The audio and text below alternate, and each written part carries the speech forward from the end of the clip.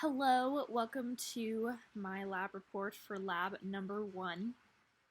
I'm going to first start out by explaining how I did part A with the 2 types of measuring devices in the piece of paper, and then I will show a video of what I did for part B. Hello, so for part A of the lab number 1, these are my 2 measuring devices, my ruler here and my tape measure. So how I did the tape measure, I used the centimeter side, and I just estimated, so I said this measurement right here would have been about 2.65. I estimated to one extra significant figure. And yes, then I converted that centimeters to meters, and I entered that into the data table that I made. And then for the tape measure, this one was a little bit different since it's inches, not centimeters, which is much easier to convert to meters. So, and it's divided into 8. So what I did, so say this is what I was trying to find. I said it's 19 and 2/8 plus like a 0.08. So what I did over here, a little bit of a messy work here, but I basically said, okay, so 7 5/8 plus 8. So then I said 7 point and then what 5/8 is, which is 6.25. 0.625. So then I said 7.625 plus 0.08, and that's 7.705. And then that is the inches with the decimal, and then I converted that to meters. And that is the number that I put into my data table. So that is how I found that. And then for finding the mean and the standard deviation, I plugged my values into Google Sheets, and I found those numbers. Ready? Yeah. Ready, set, go! 0.61.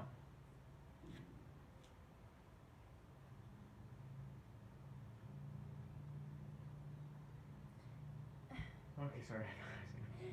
Ready, set, go! 0.62. Consistency. Well. Hello, and welcome to my lab report. So I'm just going to go through my report here. So to begin with, the lab objectives. So here we basically learned how the scientific method works. It involves asking questions, proposing a hypothesis, testing an experiment, and analyzing data. In this, we tried to test practically what the acceleration of gravity was, and also how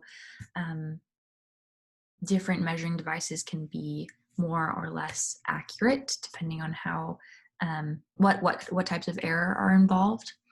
And using the tools in evaluating the mean, standard deviation, standard error, those are just useful skills to have throughout science to be able to understand your data better. And we also realized that the more times you measure something, the less your standard error will be. What that basically means is your mean will be, the mean that you find for your data points will be more accurate, because your standard error is what the actual mean is within. So if your standard error is really small, then your mean will be between a small amount. But if your standard error is very large, then you have a greater range where your actual mean could be. And that means your data is less accurate. And we also were able to, in part C, verify our kinematic equations that we now have for position, velocity, and acceleration by using a great software to test how acceleration due to gravity is involved in the kinematic equations. So those are my pre-lab questions. Yes, yes. So for part A, so how I measured the paper differed each time. And that was kind of the basic thing we were supposed to get out of this part A. I could have slightly angled the ruler as I was measuring the piece of paper, and so each of my measurements ended up being slightly different.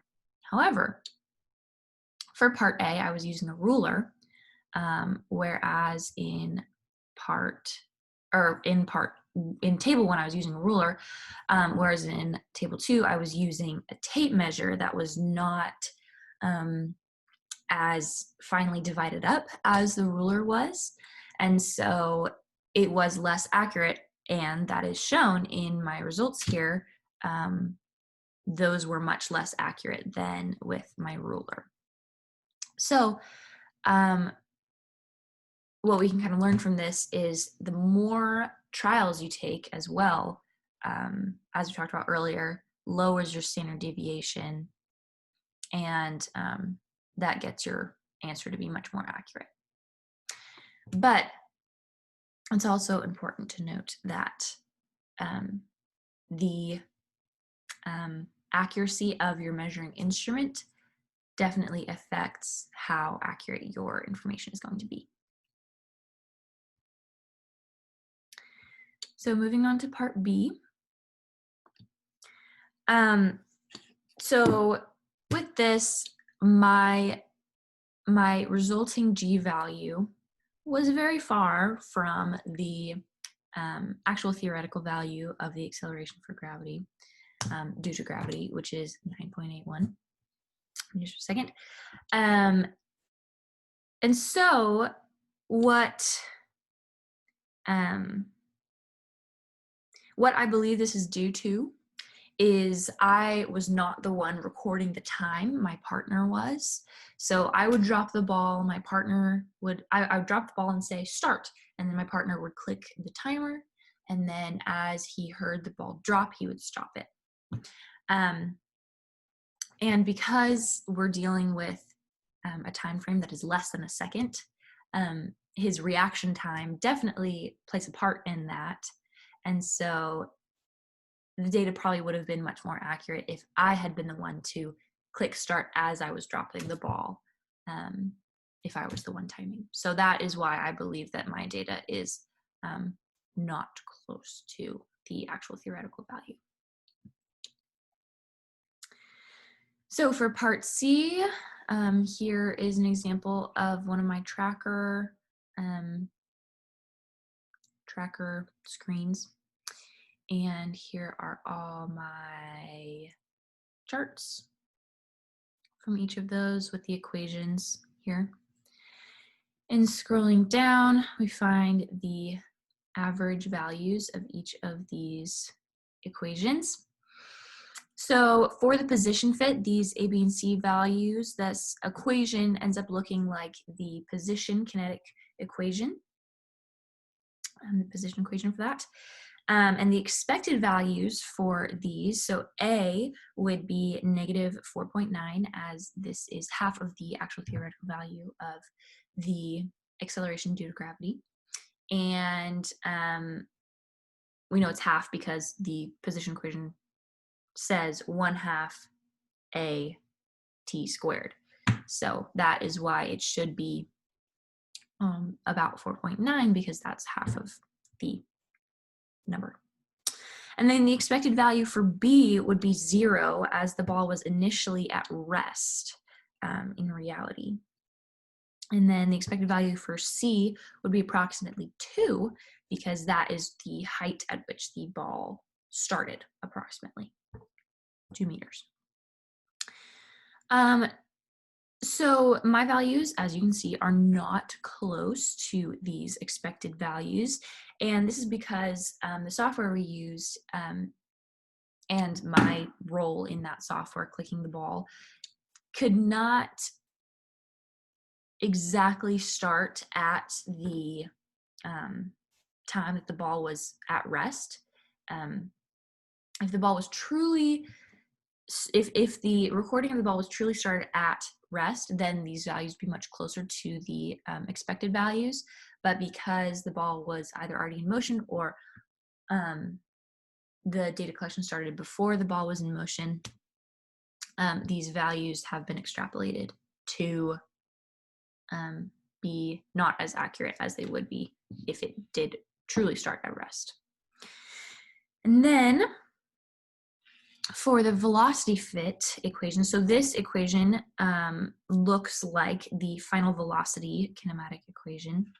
The expected value for A would be negative 9.8, as that, again, is the actual theoretical value for the acceleration due to gravity.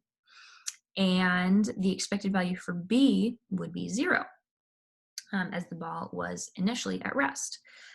For the same reason as the position fit, this occurs to be not as close to the expected value as we would hope. For the same reason as this, the ball did not initially start at rest. The ball either started before it was dropped, or the data collection began after the ball was dropped.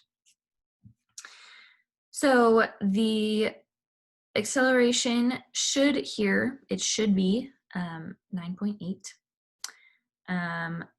And it is not very close, but at least it's closer than part B, which was 22 or something. So we're closer, but it's still not the same for the reasons that we said earlier. So yes, thank you.